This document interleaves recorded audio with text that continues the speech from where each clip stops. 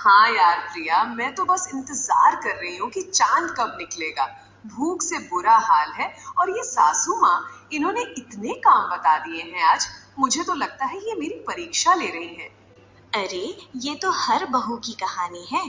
पति की लंबी उम्र के लिए इतना तो करना पड़ेगा ना। वैसे विक्की भैया कैसे हैं? तुम्हें परेशान तो नहीं कर रहे? विक्की, वो तो बेचारा मेरी हालत देखकर परेशान है। अभी अभी आया है ऑफिस से और आते ही मेरे लिए जूस बना रहा था।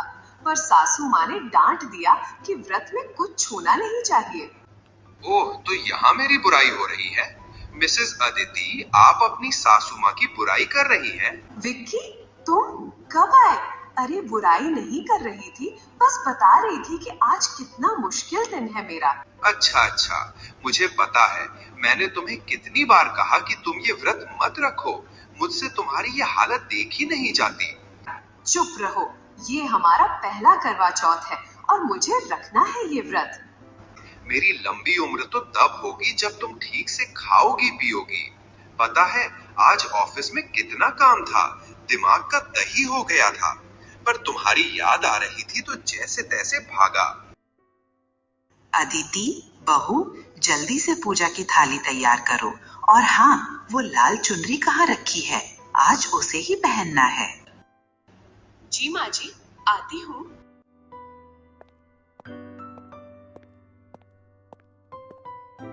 अदिति बहू, ये रिवाज बहुत पुराना है।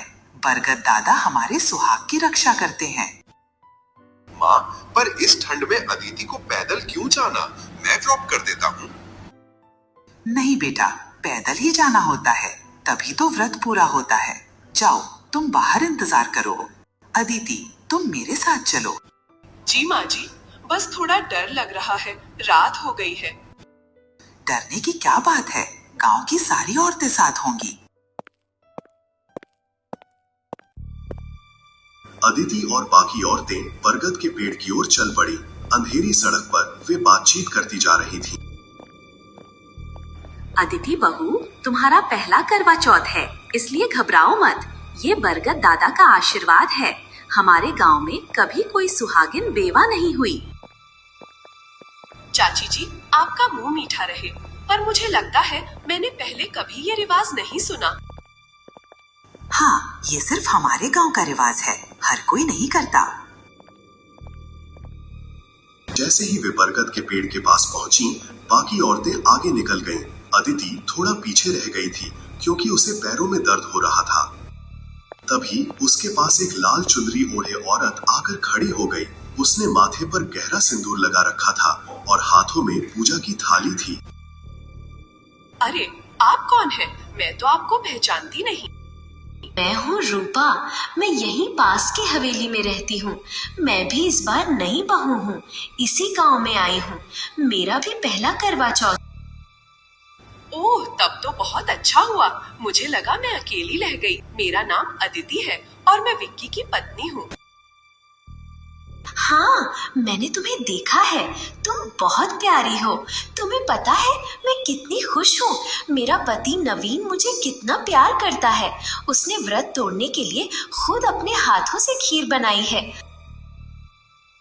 वाह, ये तो बहुत अच्छी बात है। मेरा पति विक्की भी बहुत केयरिंग है।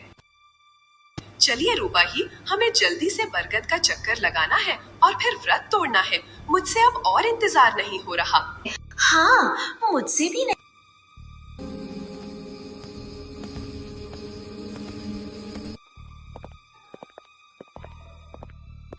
क्या हुआ रूपा? तुम परेशान क्यों हो गई? बस 1 मिनट अदिति। दरअसल मुझसे पूजा की थाली गिर गई थी। लगता है मेरे सिंदूर की डिब्बी ना, वो यहीं पास में मेरी हवेली के आंगन में गिर गई। तुम्हें पता है इस दिन सिंदूर कितना जरूरी होता है। ओह, ये तो बहुत बुरा हुआ। तो मैं क्या करूं? मैं अकेली अंधेरे में जाने से डर रही हूँ। क्या तुम बस 2 मिनट के लिए मेरे साथ चल सकती हो? मेरी हिम्मत नहीं हो रही। हाँ, जरूर चल सकती हूँ। मैं बस अपनी सासू माँ को बता कर आती हूँ। नहीं, उन्हें मत बताना। वो बहुत पुराने ख्यालों की हैं। उन्हें लगेगा कि मैंने अपशकुन कर दिया। बस हम गए और तुरंत वापस आ गए। मेरी हवेली बस यहीं बरगद के पीछे है।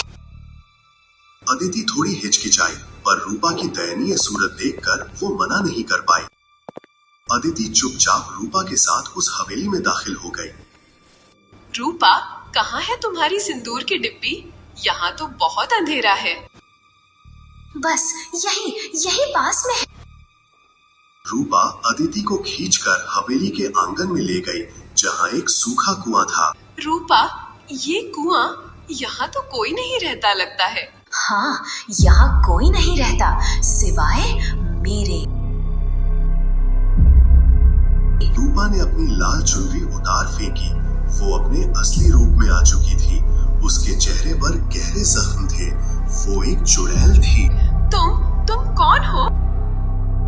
मैं वही हूँ जिसे मेरे नवीन ने धोखा दिया था। मैंने भी करवा चौथ का व्रत रखा था, पर वो रात को एक दूसरी औरत को लेकर घर आ गया। नहीं, ये झूठ है। झूठ नहीं, इस सदमे से मैंने इसी कुएं में कूदकर अपनी जान दे दी थी और अगले दिन मेरे पति नवीन की लाश भी यहीं मिली थी और तभी से मेरा शाप जारी है। मैं हर करवा चौथ को उस हर सुहागिन का सिंदूर उजाड़ती हूँ जो अपने पति की लंबी उम्र के लिए पहला व्रत रखते हैं। जैसे मेरा सुहाग उजाड़ा गया, मैं भी उजाड़ूंगी। अदिति चीखी और भागने की कोशिश की, पर चुड़ैल ने उसे बालों से पकड़ ली। भाग नहीं सकती, तुम यहाँ मुझे मेरा सिंदूर देने आई हो। ठीक उसी पल गांव की औरतों के साथ विक्की भी टॉर्च लेकर हवेली के दरवाजे पर आ पहुंचा। अदिति, कहाँ हो तुम? तुम यहाँ क्या कर रही हो?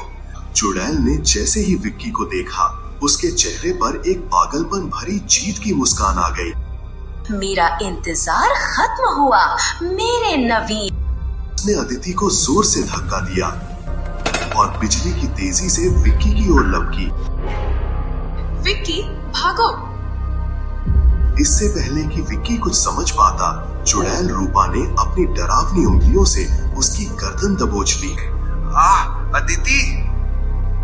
आज की रात कोई चांद नहीं निकलेगा। आज की रात सिर्फ खून बहेगा। अगले दिन गांव वालों ने कुएं की तलाशी ली। वहां कुछ नहीं मिला, न विक्की न ही चुड़ैल रूपा का कोई निशान। लेकिन कुएं के पास जमीन पर खून से सना हुआ अदिति के माथे से गिरा हुआ सिंदूर पड़ा था। अदिति, जिसने अपने पति की लंबी उम्र के लिए व्रत रखा था, अब बेसुध थी। नवीन के किए की सजा अब उस गांव के लोगों को मिल रही है।